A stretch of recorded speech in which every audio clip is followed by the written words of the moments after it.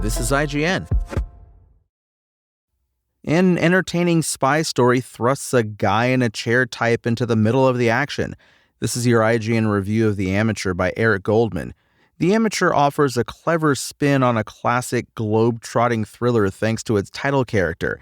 It's easy to cheer for office-bound CIA cryptographer Charles Heller, played by Rami Malek, who transforms from guy in a chair to agent of retribution in the wake of his wife's murder. It's as though Q suddenly took center stage in a James Bond film. And yes, it's funny that Malek played an actual Bond villain, given that 007 gets referenced along the way. The story kicks off when Heller's wife, Sarah, played by Rachel Brosnahan, takes a trip overseas, only to be killed when she gets swept up in a hostage crisis. After deciding his bosses aren't doing enough to track down the culprits, Heller takes matters into his own hands, despite his lack of combat and fieldwork training.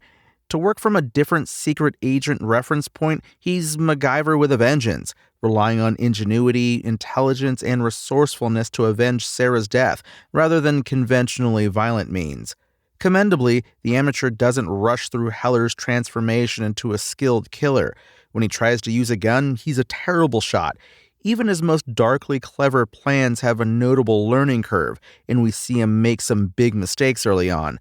Malek's innately introspective, thoughtful demeanor makes him a good fit for this type of role, though there are a couple of moments where it feels like he's perhaps too introspective, and some more overt emotions would feel appropriate. But when he's, say, calmly and coldly laying out the intricate details of a bad guy's impending doom, he sells us on Heller's damaged psyche. Among the supporting cast, Lawrence Fishburne is, per usual, terrific, bringing just the right world-weary, seen-it-all attitude to his character. An old-school spy initially tasked with trying to train Heller as much as possible, before going on a different journey as the story continues. Holt McCallany and Julianne Nicholson are also a lot of fun as Heller's superiors at the CIA, engaging in a subtle showdown over what this rogue cryptographer is doing and the events that led up to it. It makes for an entertaining subplot. Heller's plot and how he executes it feels realistic within the larger-than-life world of spycraft depicted by director James Hawes and screenwriters Ken Nolan and Gary Spinelli, and based on Robert Littell's novel of the same name. Hawes does a good job of evoking an appealing throwback spy/espionage story that engagingly cuts between Heller's journey around the world and its ramifications back home.